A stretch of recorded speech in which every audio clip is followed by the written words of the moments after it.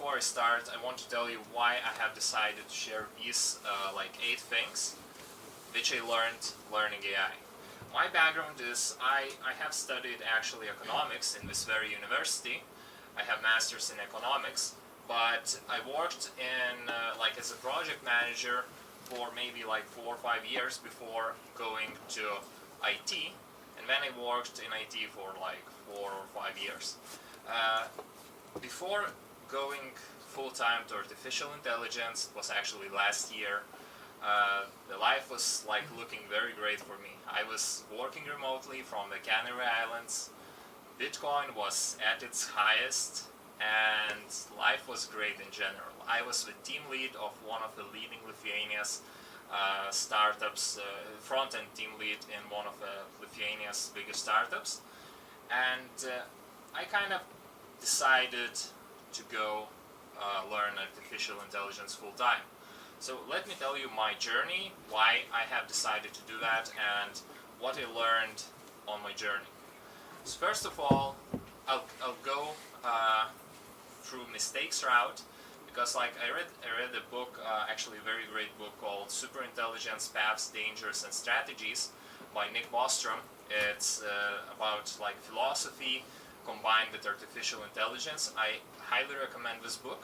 And he said, what would you, I am writing this book for a person which I was before writing this book, before learning about all these things about artificial intelligence. So that's why I'm giving this talk. I'm giving this talk to a person who is like myself, how I was before starting my journey. So let's begin. My first mistake was not having a plan. And you know what? I thought I had a plan. I had in my mind, I had a solid plan. I thought I am going to continue doing Udemy courses, which I was doing at that point. I had Coursera deep learning specialization in progress, and I also had just recently started doing Udacity's artificial intelligence nano degree. So I was firing on all cylinders. I was doing as much learning as I could handle, and I thought that's enough. But clearly it's not. I was actually missing a lot of things. I was missing deadlines. I haven't set any deadlines for me. I also haven't set any budget. I actually end up spending quite a bit of money on this thing, Coursera subscription. Udacity is actually very expensive. It's $800 per semester, and not to mention a lot of Udemy courses. So I would advise you, my lesson learned from this thing is treat this as a project. Have a list of expected outcomes. What do you want to achieve for your given budget? Okay? And have deadlines. By the way, you'll see that all of my mistakes kind of follow through. One mistake leads to another, which leads to yet another, which leads to yet another. But we are all connected and they are all separate. So my second mistake, connected with not having a plan, is not knowing what to learn. And obviously, again, I knew what to learn, I just didn't know exactly what to learn. So I ended up learning a lot of things. I ended up learning good old-fashioned artificial intelligence, the one that deals with logic, symbolic logic actually, planning exercises, and all these things which artificial intelligence used to mean just 5 years ago. Expert systems included. I learned all of that in one of the Udacity's semesters. Then I learned machine learning. Then I learned chatbots. Then I learned deep learning. And all these things, I didn't know exactly what I should be learning. And that's the lesson learned. Be as specific as you can. Concentrate on one thing and learn just that. Okay? So moving through is I didn't know what to learn because I didn't do my own research. I trusted the Udacity, the Coursera, all these smart people. I trusted that they will give me the best curriculum that's there to have. But that's actually not true. And not because they're kind of bad people or dishonest or something like that. It's just because it's very young field. nobody knows what exactly you should be learning, and they kind of have to like do mix and match. So I learned, so all these things they were part of a curriculum, but it was kind of inconsistent, and it was because it's like a really young field and nobody knows how best to teach it. So my lesson learned is don't trust the authorities. They try to give you the best advice they can, but you have to do your own research. You have to start from your own background. You have to know exactly where you are going, and only this way you will know exactly what to learn. Okay. Next thing which I didn't do is I didn't know what's important.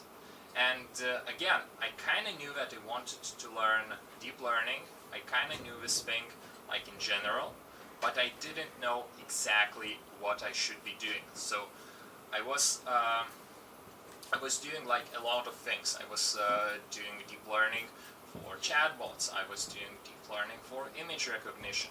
I was doing deep learning like as a general artificial intelligence problem. And all of that led, from all of that, I learned that you have to really specialize and concentrate on what's important for you. So you have to really know what your end goal is. This is like a big test for you. So, which of these do you think are important? Python, and that's it. Okay. Well, Also R. Okay, also R. So you are saying only Python. You are saying Python and R. Do I have? What do you want to do?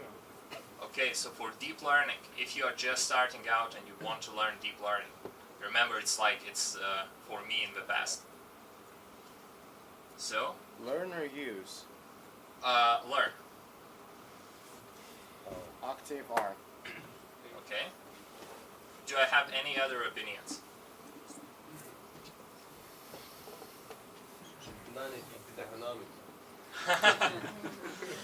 That's a good one. Think outside the box. So actually, we have a right answer. It's just Python. And you know what? Do you know why? It kind of goes from what I just said. You have to really concentrate on one thing. You cannot learn Python and Scala and Java and R and Octave. They're all useful in their own domains. But if you're just starting out, just start with Python. Okay, so one, I give you the point. You correctly answer that. Next level. Which of these you should learn? By the way, all of these are Python. TensorFlow and Keras. Alright, so I have TensorFlow and Keras. Just Keras. Just Keras. Not enough. Okay, do I have any other ideas?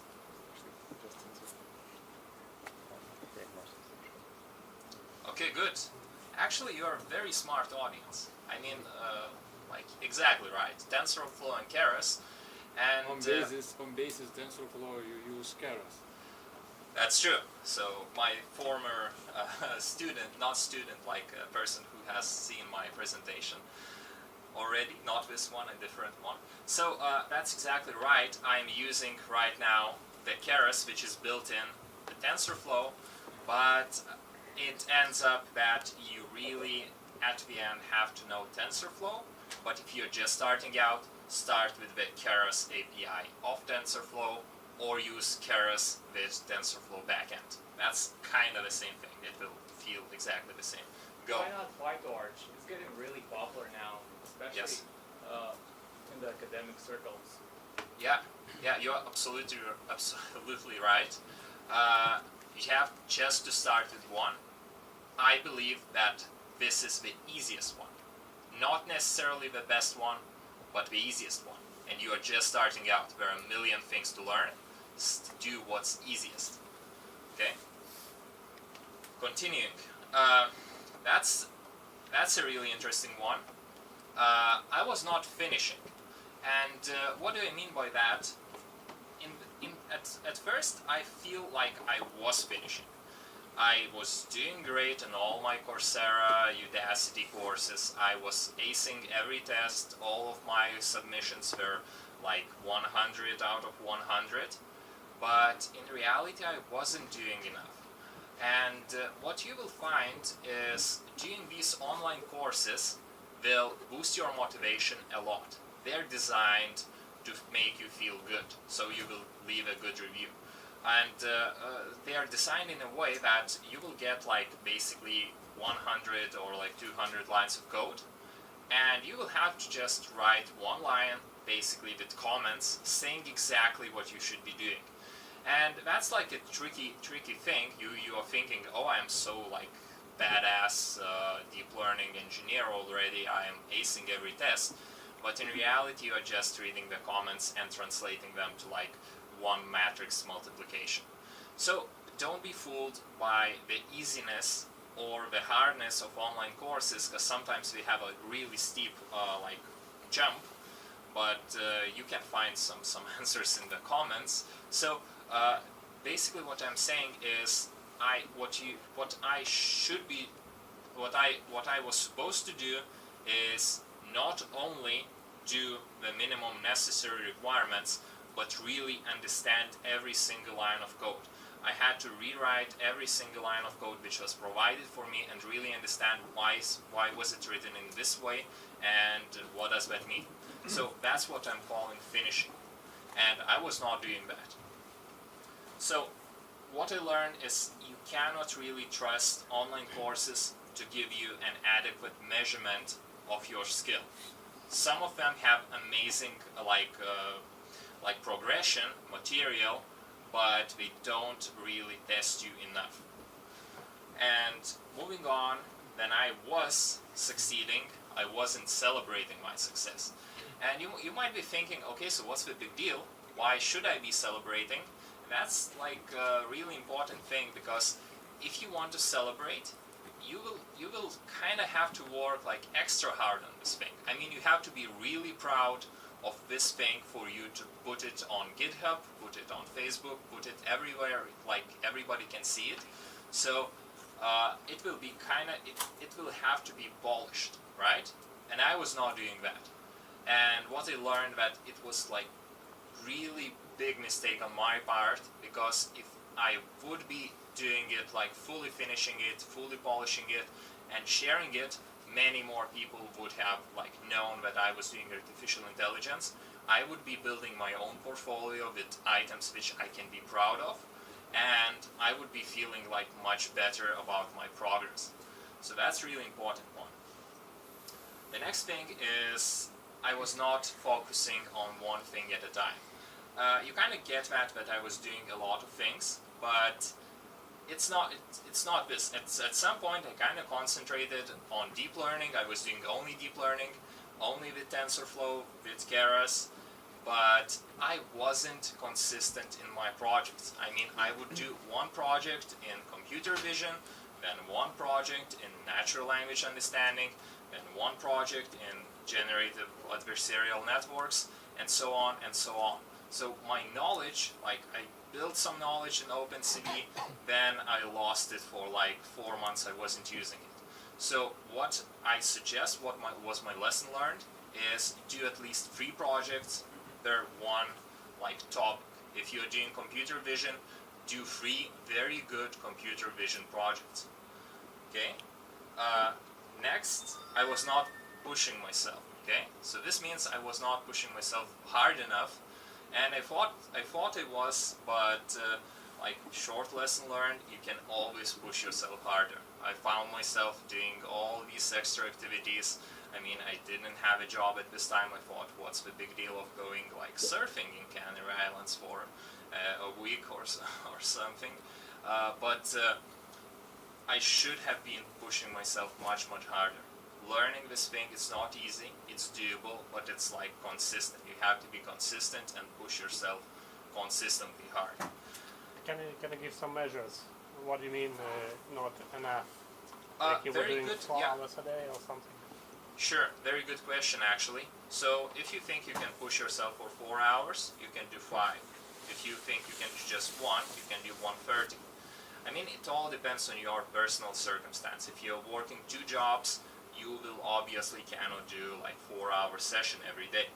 But what I would advise, do something every day, and if you think you can do it for 1 hour, try to do 1 hour and 30 minutes.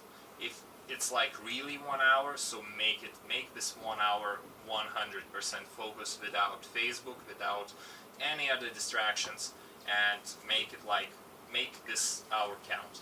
And what was your case? How much? I had like all the time in the world. I basically was only studying artificial intelligence, doing nothing else.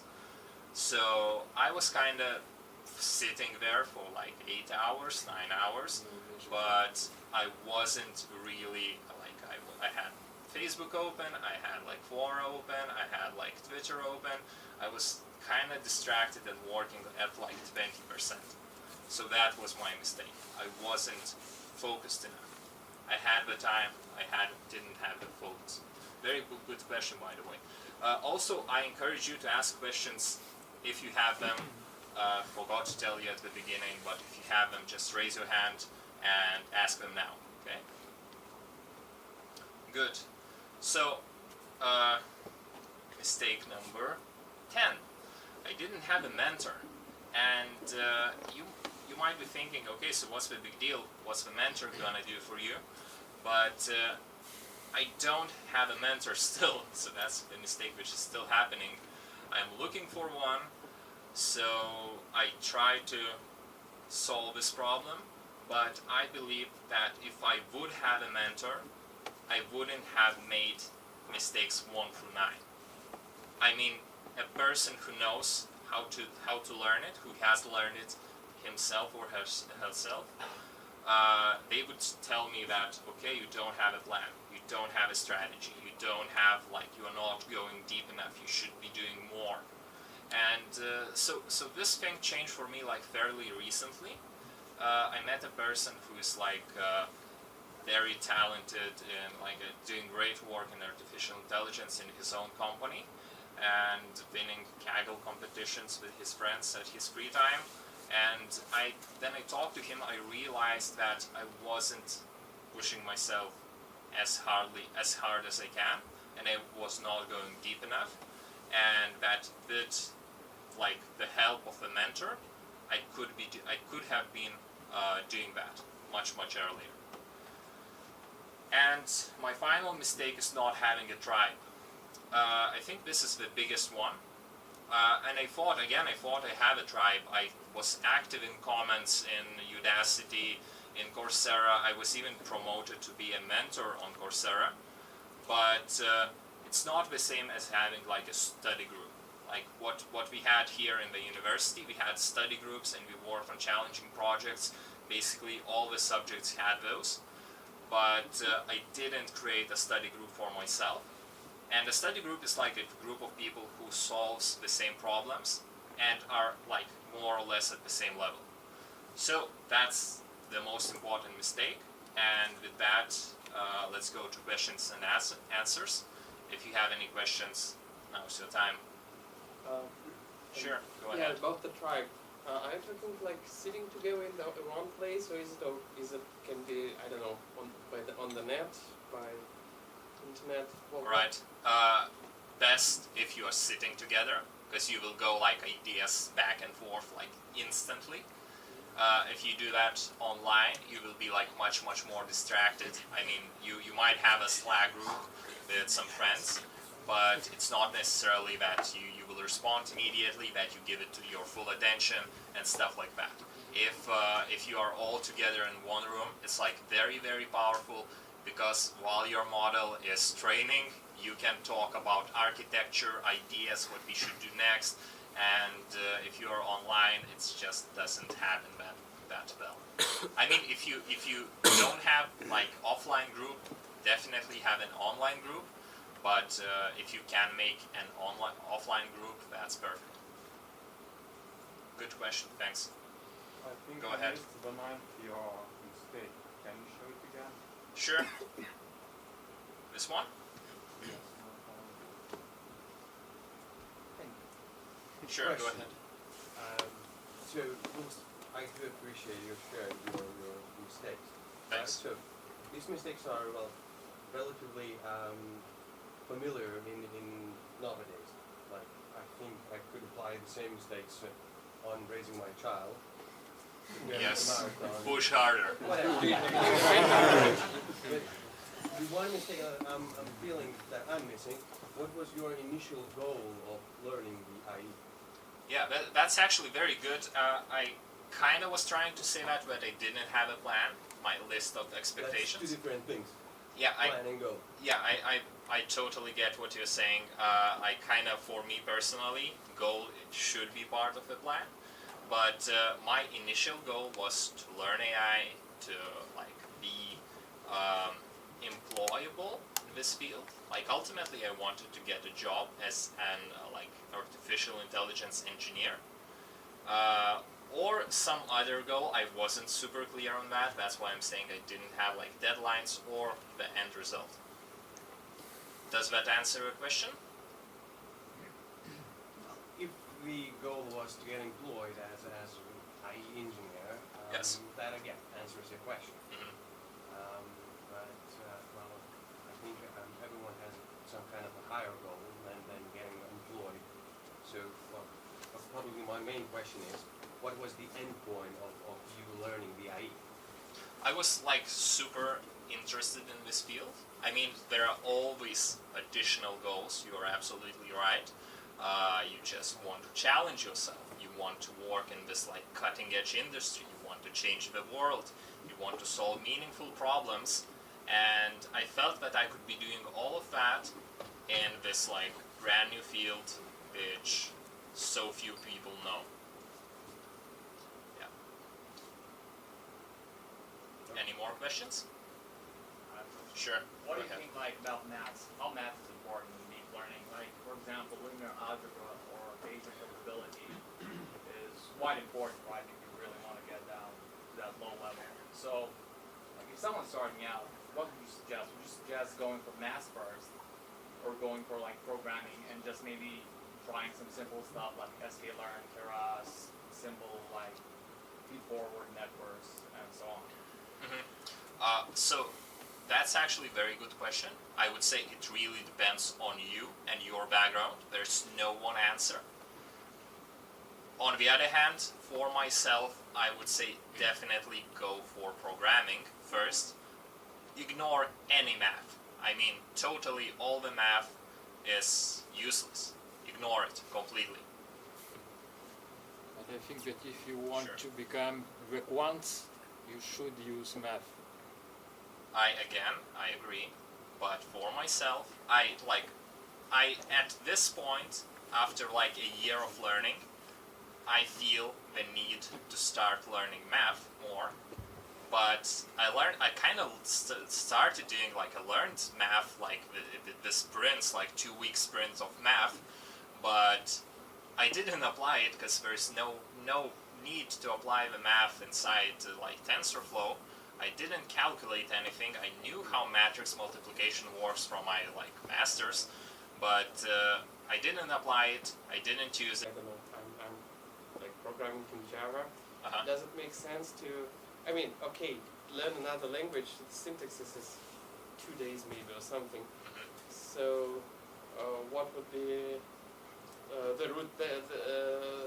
In this occasion, should I rather choose Java tools or spend 2 days on Python syntaxes and Python learning Python APIs? Spent 2 days, and that's oversimplified.